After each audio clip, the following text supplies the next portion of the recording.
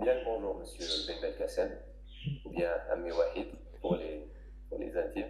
Merci d'avoir accepté de répondre présent à ce précieux témoignage qui va retracer vos 52 ans et quelques poussières de carrière d'architecture, de carrière d'architecte plutôt. C'était une carrière particulièrement enrichissante, particulièrement riche en expérience, en événements marquants et surtout en témoignages, vu que ça s'est passé durant une période clé de l'histoire de la ville et de l'architecture en Algérie.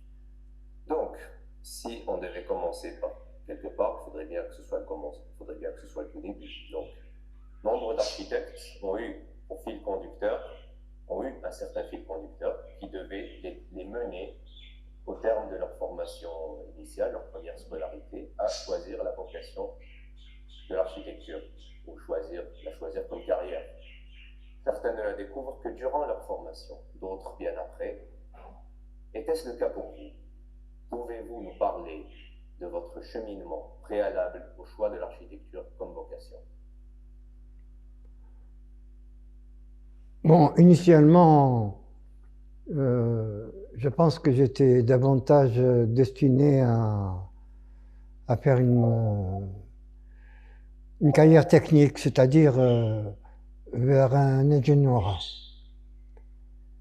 Et disons que ma formation scolaire m'a permis de terminer mon premier cycle scolaire dans un lycée qui était devenu un lycée, mais c'était une école industrielle. Et cette école industrielle, il y en a trois comme ça au niveau disons, de la couverture du ministère d'éducation de la France. C'est une à Dailys, une en France et une du côté je crois que c'est au Sénégal, Cameroun, là, au Sénégal. Ça s'appelle l'école industrielle. Bon, j'ai eu une excellente formation. D'abord, j'étais un brillant élève au niveau du primaire, brillant aussi au niveau c'est devenu un lycée qui s'est devenu après l'indépendance du Maroc, enfin, disons plutôt le protectorat du Maroc, euh, le lycée El Khawarizmi, c'est-à-dire le lycée des logarithmes. Voilà. Et je faisais partie d'un mouvement en tant qu'étudiant proche du parti de Mehdi Ben Barka. Et lorsqu'il y a eu l'explosion de la première bombe atomique par la France, donc j'ai eu on a fait grève. J'étais un petit peu, disons, l'initiateur alors j'étais tout jeune, j'avais 16 ans et demi. Donc j'étais un petit peu sous les regards vraiment bienveillants, voilà, plutôt malveillants, de la mer Rouge. En Algérie, c'était l'Ouest, là-bas, au Maroc,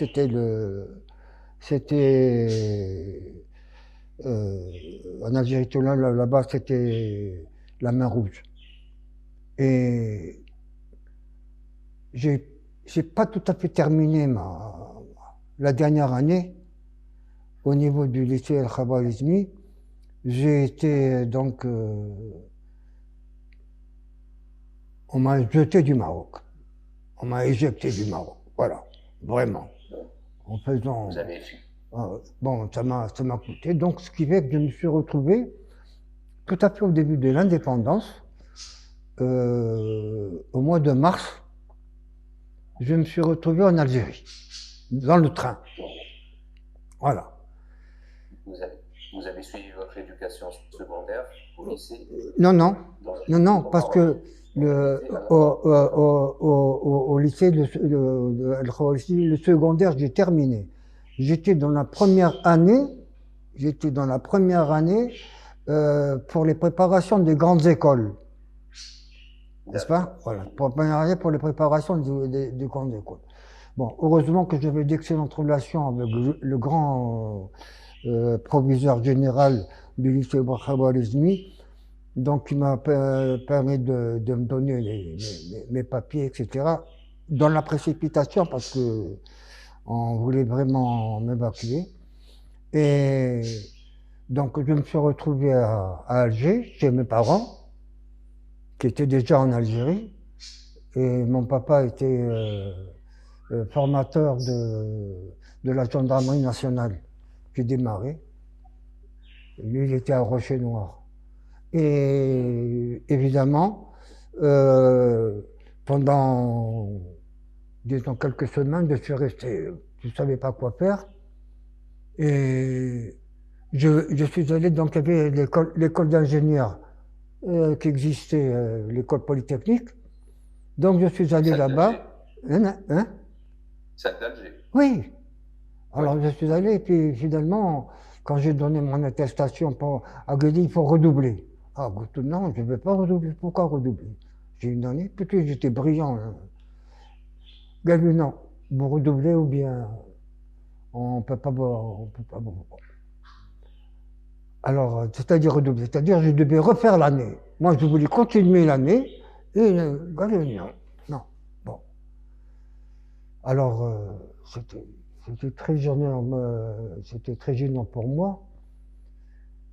Donc je suis allé à... ma sœur m'a dit qu'il y avait une école d'architecture. Alors, l'école industrielle, l'élément essentiel dans cette école, c'était le dessin. L'apprentissage, etc. Bon, que j'avais fait. Alors, ça m'intéressait. Surtout que le dessin, c'était coefficient 8 à l'époque. Donc, je suis allé. Je me suis présenté avec ma sœur et on m'a très bien reçu et on m'a dit il faut qu'on vous teste. Donc il y a eu un conseil des profs et puis ils m'ont donné un test. Ils m'ont donné une reproduction à faire sur une planche d'un édifice en Italie. Et je ne me souviens pas très bien, c'était quel palais, un truc comme ça. C'était compliqué à faire comme travail, donc j'avais un week-end. Et je me suis présenté donc le lundi, parce qu'avant le week-end c'était samedi, dimanche. Hein. Donc j'ai ramené le travail, les profs ont visionné mon travail, etc. Et on m'a permis de continuer la première année d'architecture. Voilà. Voilà, c'est comme ça donc que c'est comme ça que je suis rentré donc et que j'ai terminé mais finalement architecte en 68. Voilà. Donc c'est une formation qui s'est faite en dehors de votre sétif natal, on va dire. Ça a commencé en dehors de votre sétif natal, absolument. Plus à l'ouest, on va dire, beaucoup plus à l'ouest. Absolument, oui. Formation strictement technique. D'accord. Enfin, c'est assez... Donc pour la suite, c'était il y avait une certaine destinée à l'école polytechnique, puis à côté de cette école a été faite l'EPRO, vers les années 70, mais avant, ça se tenait au niveau du TLMD, la formation d'architecture. C'est ça. Au niveau du TLMD. C'est ça. L'UNABA. L'UNABA, oui. Donc, ce qui nous amène justement au début de votre formation d'architecte. Donc, en 1963, l'année à laquelle vous commencez, vous décidez d'intégrer... J'ai commencé en 62. En 62. Eh, 62. 69-10. Donc c'était après votre examen et tout. Donc durant cette année, vous décidez d'intégrer l'ENABA, un an, c'est juste après l'indépendance de l'Algérie. Quelles ont été les principales étapes de votre formation, ainsi que les enseignements que vous en avez tirés? D'autant plus que la période de l'ENABA était marquée par une présence, ou bien une forte présence de coopérants internationaux qui ont leurs propres idées. Certains avaient des visions même sur l'Algérie et comment faire la ville algérienne, comment faire l'habitat, la forme de l'habitat pour les populations d'Algérie. Donc, il avait sûrement un grand nombre de courants d'influence, d'idées, de ce qui vont suivre. Donc, quels ont été les enseignements que vous avez, tirés de ces années-là? Bon, d'abord, c'est un élément extraordinaire. C'est que je me suis retrouvé dans une institution, dans une école magnifique. Moi, je ne connaissais pas Alger. Je transitais par Alger quand on venait du Maroc. On venait à Sétif et ensuite on allait à Ouadzenati. Bon, une école merveilleuse.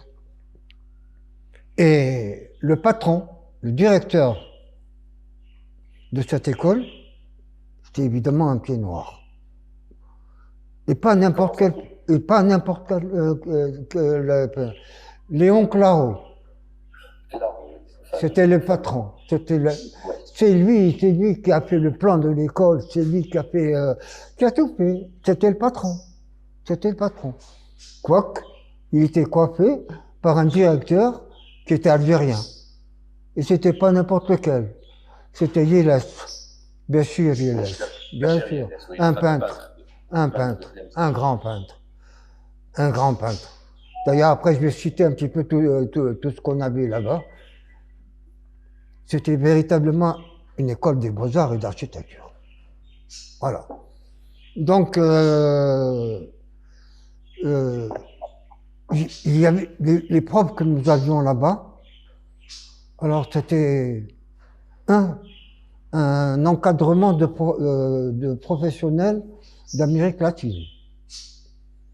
L'Algérie, pendant la Révolution, disons que la Révolution algérienne a été très très bien comprise au Vietnam, en Indochine, en Amérique latine, dans les pays socialistes, en Russie, etc., en Chine.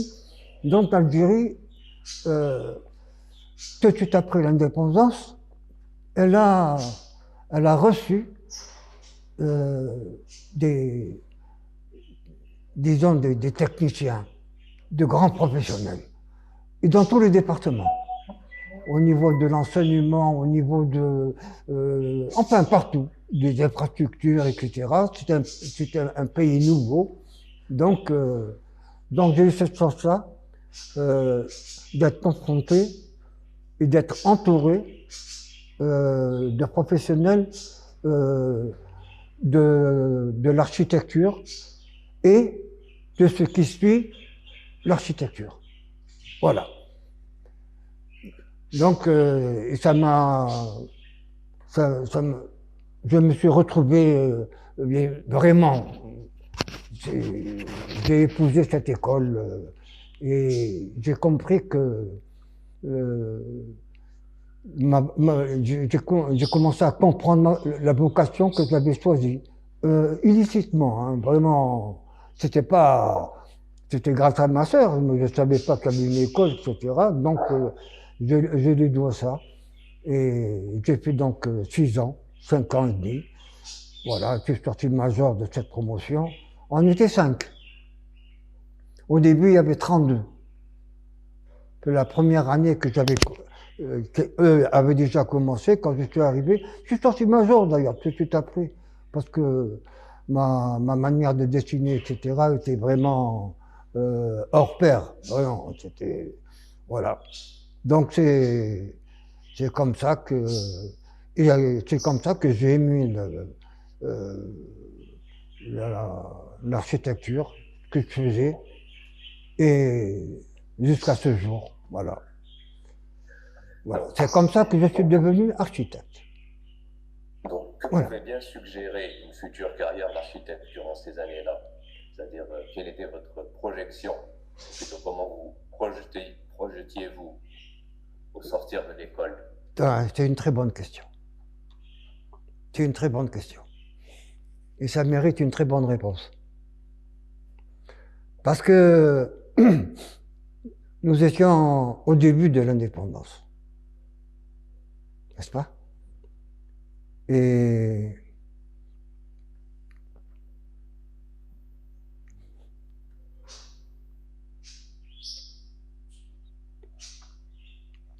je le dis avec beaucoup d'émotion.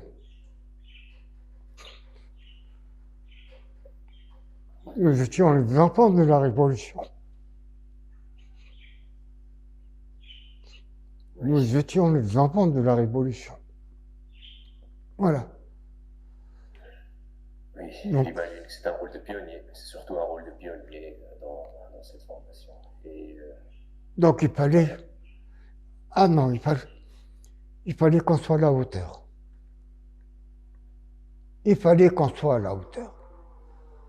On avait avec nous, en première année, on avait des pieds noirs avec nous. Il y avait des pieds noirs. Des salauds. L'un d'eux, c'était le fils du maire d'Alger, qui est devenu ministre de la Défense en France. Tu vois? Pour te dire. Et comme par hasard, il était à côté de moi. Alors, à ma droite, j'ai oublié son nom. Ça va me revenir.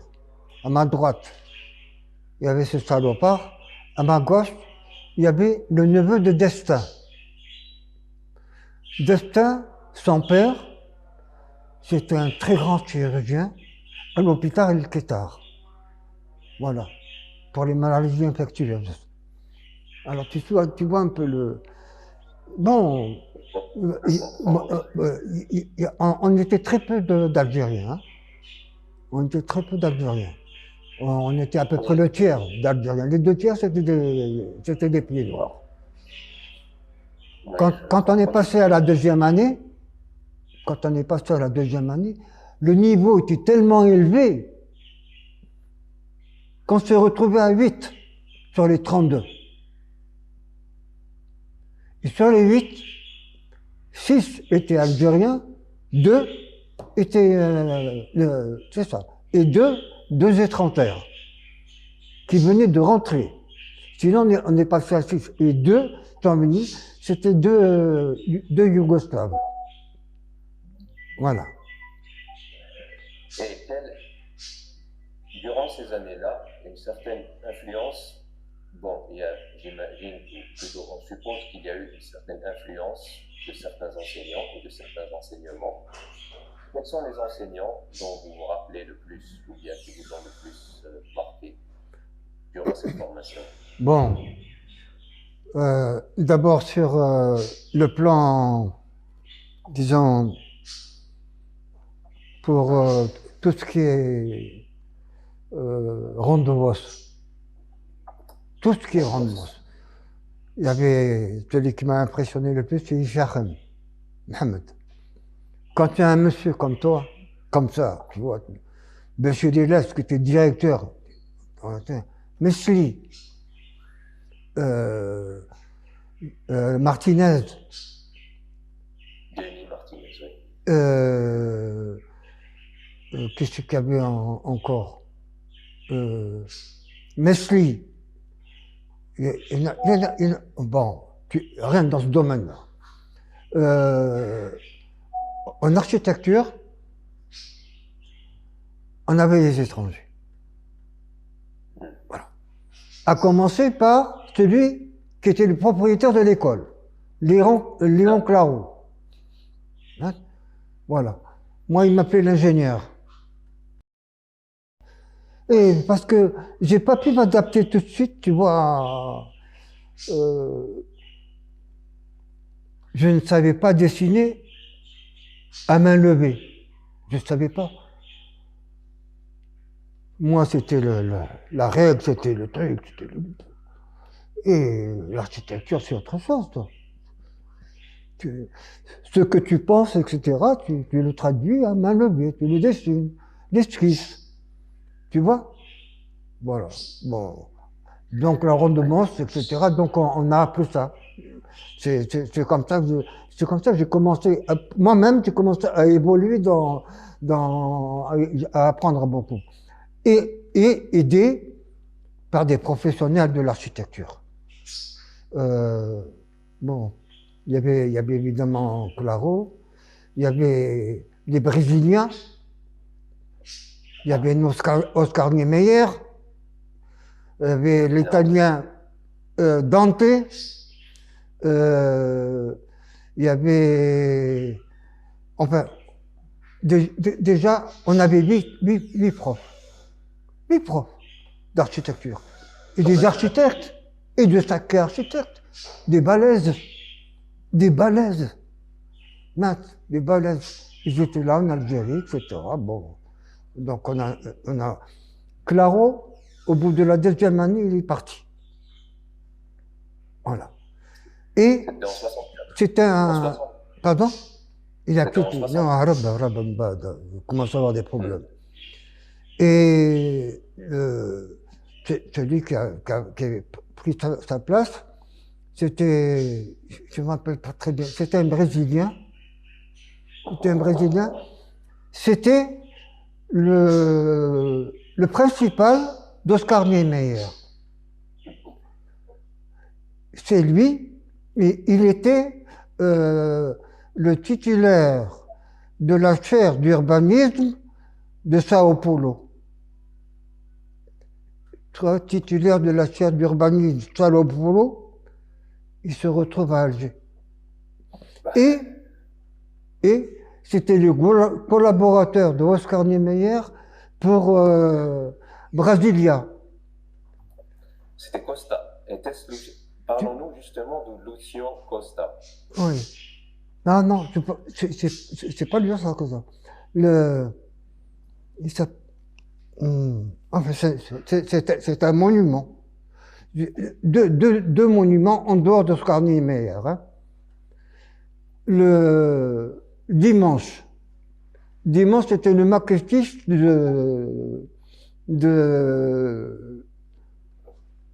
c'était le maquettiste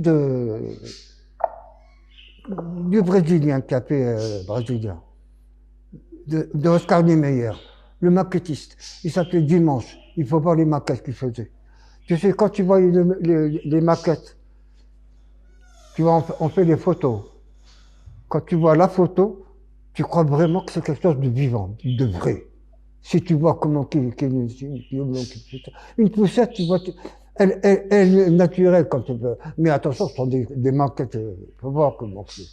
Donc, c'est comme ça que, en RDM, on avait un magicien.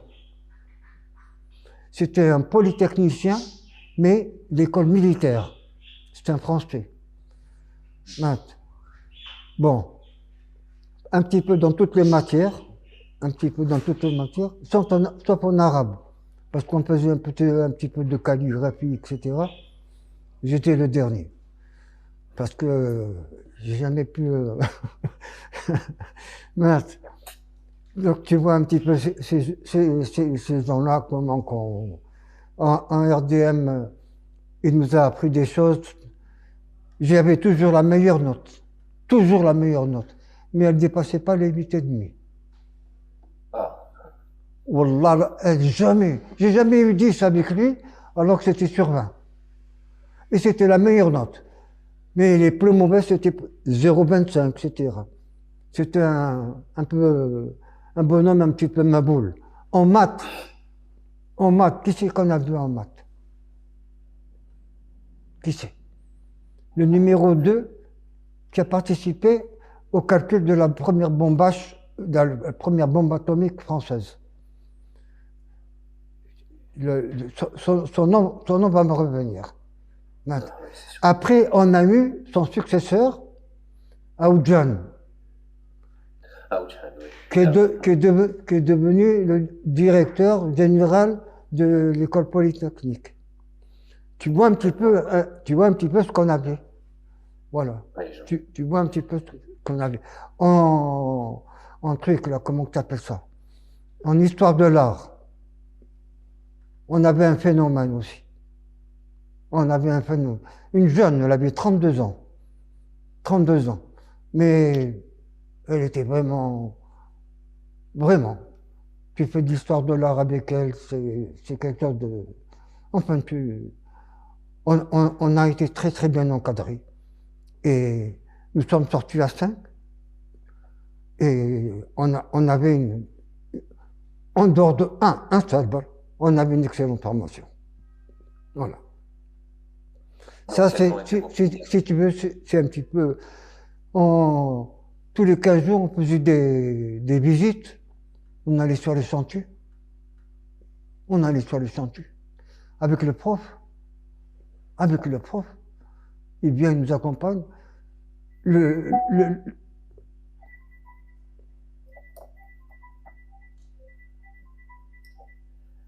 Oui. Continuez, monsieur. Donc, si tu veux, c'est comme ça que j'ai... C'est comme ça que j'ai commencé à aimer.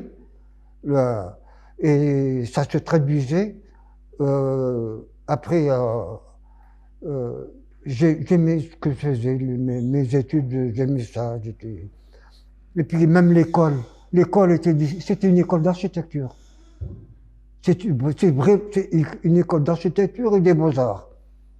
L'atelier où nous étions, nous sommes 5. 1, 2, 3, 4, 5. On avait des box. On avait des box. C'est comme ça, avec une vue sur Alger. C'est monumental. C'est monumental. Tu connais l'école? L'école là-bas, qui est actuellement l'école supérieure des Beaux-Arts. Ouais. Effectivement, elle donne une vue plus que singulière sur la baie d'Alger. C'est en elle-même une école. C'est en elle-même une source d'inspiration. J'avais mon matelas là-bas. J'avais mon matelas, j'avais mon petit reçoit, on faisait le café, etc. Enfin, avant, c'était le Nescafé, etc. On avait le lait Nestlé, on faisait des trucs comme ça, tu vois. Parmi vos premiers engouements, justement, si on devait faire ça de façon très brève, quelles ont été vos premières influences, si on devait parler d'architecte ou bien de courant d'architecture? Si vous deviez citer un en particulier qui vous a vraiment influencé durant votre carrière, lequel avez-vous le plus en mémoire, d'autant plus que vous étiez sur... De personnages, voilà, de quoi? Un personnage, essentiellement. Si vous deviez avoir un nom, un architecte en particulier que vous avez le plus marqué, lequel citeriez-vous? Bon, alors, un qui m'a vraiment... Je l'ai pas eu je l'ai eu pendant 2 semestres. Je l'ai eu pendant 2 semestres. Elle a fait un bâtiment assez type et j'ai continué la surveillance de 2 de ses opérations. Georgette Cotin, alors. Vous parlez bien de Georgette Cotin? Cotin aux viols. Merci. Georgette Cotin. Voilà. Elle m'a beaucoup marqué. Et puis le Brésilien aussi. Ça me reviendra après. Et j'imagine que ça, c'était votre porte d'entrée à le monde professionnel. Voilà. Donc, après l'obtention de votre diplôme en 1968, signé de la main du directeur de l'ENAPA, comme j'ai pu le voir, Peintre Bachelier de l'Est, vous effectuez votre service civil. Vous avez été notamment architecte en chef de la ville durant ces années, de la ville de Sétif, un poste aujourd'hui révolu. En cette période où vous étiez pionnier dans votre carrière, quelles ont été les grandes étapes qui l'ont jalonné, notamment votre première, je parle en l'occurrence de votre première immersion dans le cadre professionnel, de la présence des coopérants internationaux, du rôle d'architecte en chef et du processus de livraison du projet d'architecture en ce temps-là. Oui. Bon, moi je n'étais pas destiné à je voulais continuer encore ma formation. Parce que je faisais avec un sacré professeur à la fac d'Alger, de Maisoncelles. Jean de Maison-Seuil. Ah, ah, il m'aimait bien ce prof, il m'aimait bien. Et il voulait que j'aille un petit peu dans les aménagements urbains.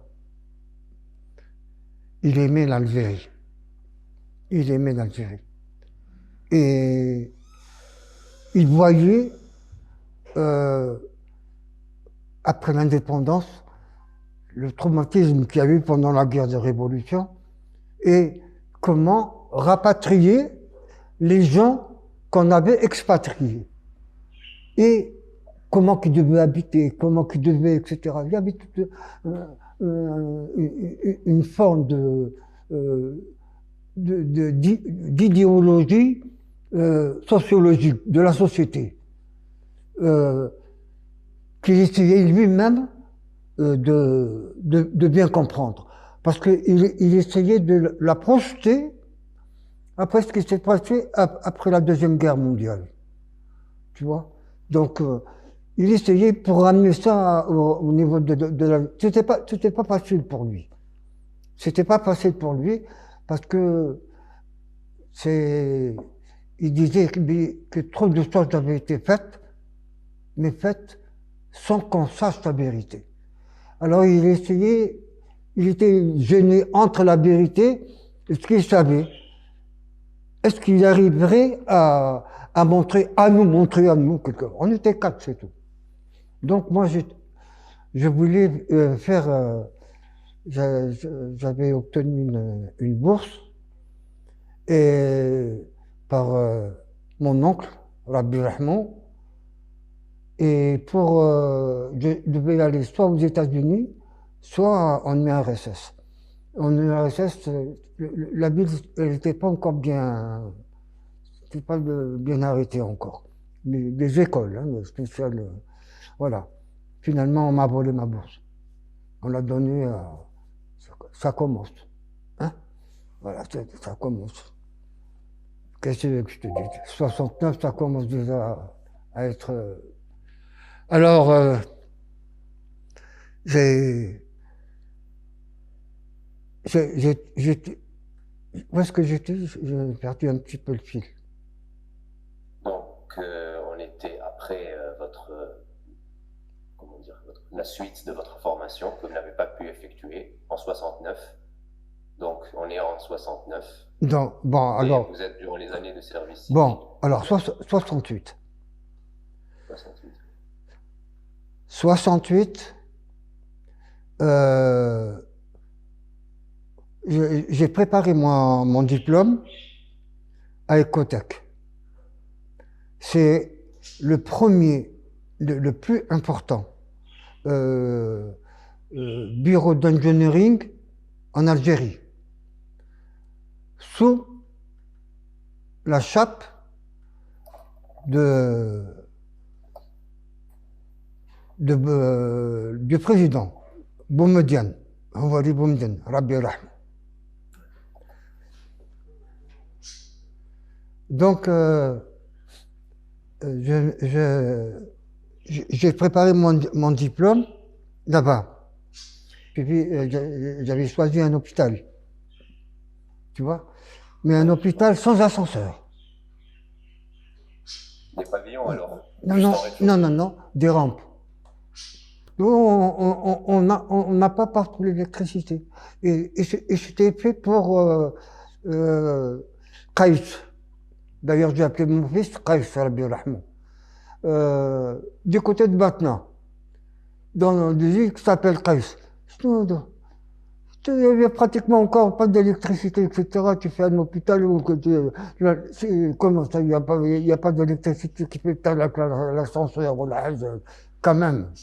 J'ai essayé d'expliquer ça. Bon, ça a été pris, mais après, il fallait expliquer pour ces rampes. Bon, elles sont longues. Elles sont longues, les rampes. Parce que pour avoir une pente à 3%, 4%, parce que Tu vas pas t'amuser à... Hein? Voilà. Donc j'ai fait ça. Et quand j'ai réussi le diplôme, euh, on, on m'a gardé. On m'a gardé. J'ai commencé à travailler chez eux. Ils m'ont pris. Le Wali gagnait X dinars par mois. Moi, je gagnais 2 fois X dinars par mois. À l'époque. J'étais à l'échelle 16. Tu te rends compte? J'étais presque à l'échelle maximum, alors que je venais de commencer. En tant qu'architecte en chef. Bien sûr. Non, non, j'étais architecte, simple architecte. J'étais simple architecte, à Ecotech. Hein. Et puis, un fameux 31 mars, voilà, 30 mars 69, نطلع للدار, j'habitais au 6e étage, un joli petit appartement. Je trouve 2 bonhommes en train de m'attendre pour palier.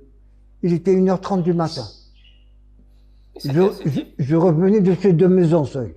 Je l'avais quitté à minuit et je venais à pied au champ de manœuvre. C'était là-bas où j'habitais.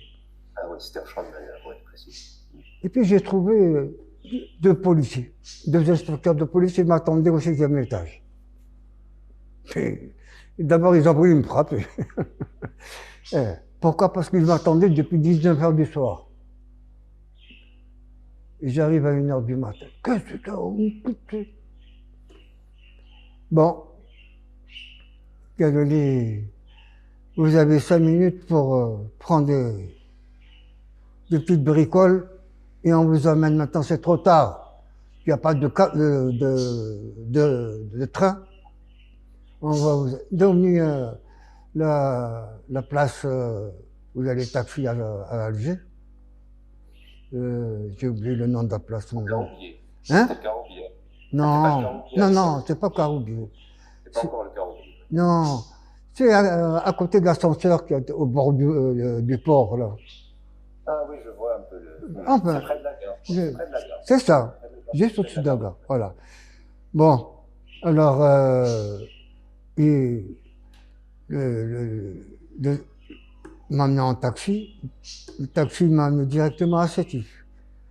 Le 1er avril 69, je me retrouve affecté à Sétif. Voilà. 7h30 du matin, je me retrouve à Ain Fawara. La mairie était juste en face, je suis allé à la mairie. Je suis monté au 1er étage. Il y avait le numéro 2 de l'Assemblée populaire communale de Sétif. Un gentil monsieur d'ailleurs. Quand je suis rentré, c'était un rayon de soleil qui arrive le matin. Voilà. 1er avril 69, et j'ai terminé en 73. 5 ans. Voilà mes 5 années. Et je voulais pas faire mon service civil, militaire. Je voulais partir. Mais, finalement, je regrette heureusement qu'on m'a envoyé à Sétif. Parce que c'est là-bas où je suis devenu forgeron. C'est là-bas où vraiment j'ai appris ma profession. Parce que j'étais livré à moi-même. Et quand on est livré à soi-même, eh ben, il faut taper à gauche, il faut taper à droite, dans tous les sens. Il faut apprendre. Et apprendre sur du réel. Voilà. C'est comme ça que j'ai appris ma profession. Et c'est comme ça que chaque jour qui passait, chaque minute qui passait, j'aimais cette profession jusqu'à ce jour. Voilà. Et durant ces années-là, vos années d'architecte en chef, 5 ans. Avez-vous des projets en particulier qui vous ont, qui ont marqué ces 5 années-là? J'ai fait 287 projets. 287 programmes. 287 projets. Oui, c'est voilà. Un puits, c'est un puits. Pour trouver de l'eau, pour trouver de l'eau, c'est un projet. En effet. Voilà. J'étais plus vertueux. Hein? Comment monter un poteau téléphonique? Comment monter un poteau électrique? Comment faire un...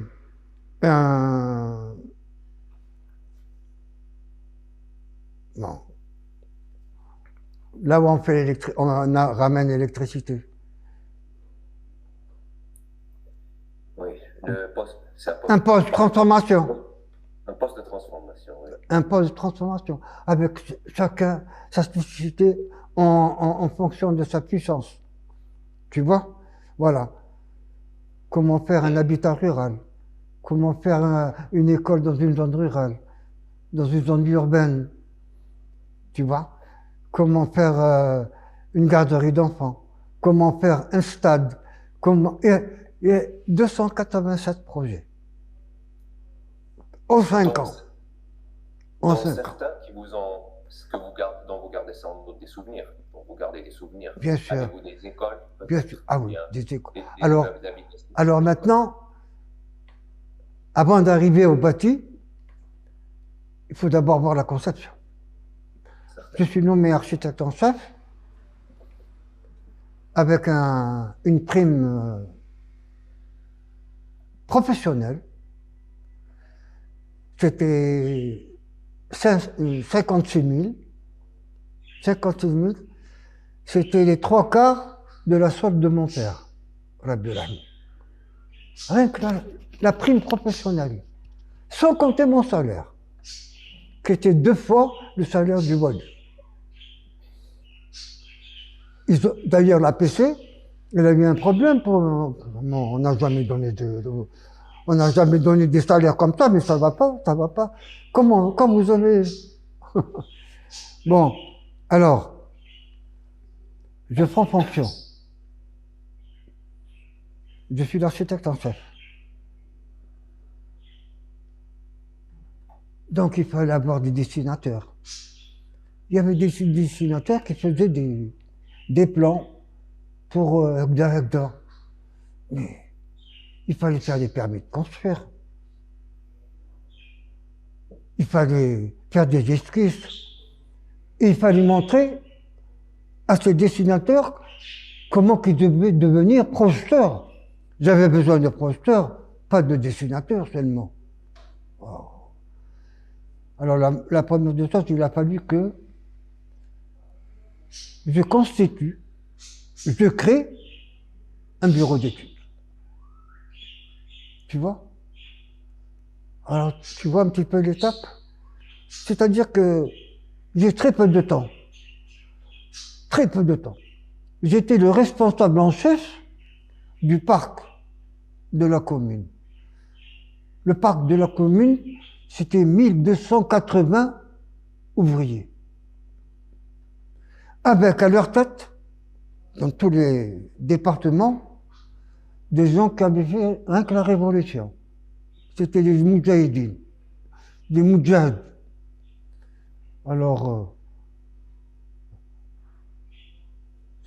tout jeune que je suis, tu vas voir un bonhomme de 40 ans, 50 ans, voilà 60 ans, voilà comment tu dois faire, voilà comment tu dois faire. C'était pas facile. En plus de ça, je ne parlais même pas arabe. Je manipulais très peu l'arabe. C'était un francisant à 100%.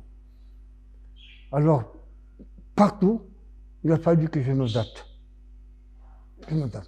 Mais comme je suis le fils d'un militaire, je suis.